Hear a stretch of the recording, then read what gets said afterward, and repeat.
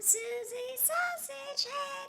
So, let me tell y'all about the time Susie Sausagehead was convincing her guy friend not to go out to the night spot with his friend and brother. Susie hated being alone and was afraid that her guy friend would meet other women he wanted to hug and kiss in a special way. So she would do whatever she had to do to keep him from leaving.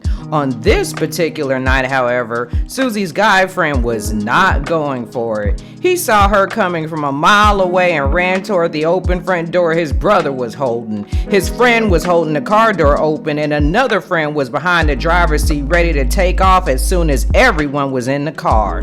Susie Sausagehead rose from her kneeled position, threw on a robe, and ran out of the room after them. But the guys were fleet of foot this evening, and Susie lost the race. When she reached the front door and opened it, the taillights of the car were already turning the corner and headed toward the interstate.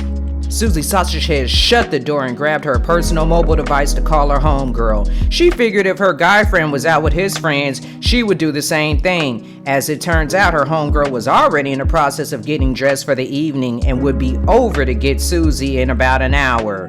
When Susie's homegirl arrived to pick her up, instead of leaving immediately, they sat in the living room partaking in flower and libations while Susie complained about her guy friend's actions earlier that evening.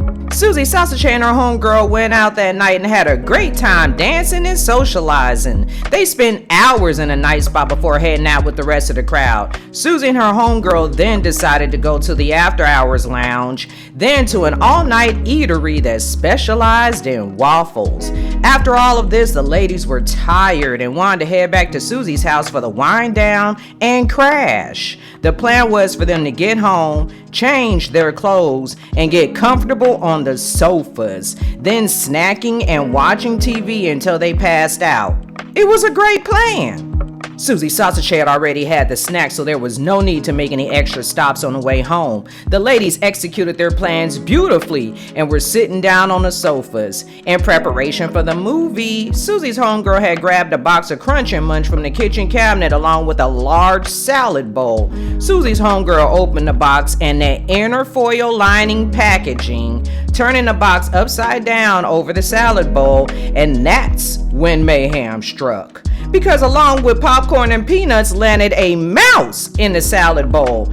A very fat, very nervous mouse who'd somehow chewed through the packaging and was about a quarter of the way through Susie Sausagehead's favorite snack. As the ladies jumped, screamed, and threw items at a rodent who was both confused and on a sugar high, two things crossed Susie's mind. Number one, she could no longer ignore her pest control issue. It was clearly getting out of hand. And number two, the guys were back and on their way in the house. The end.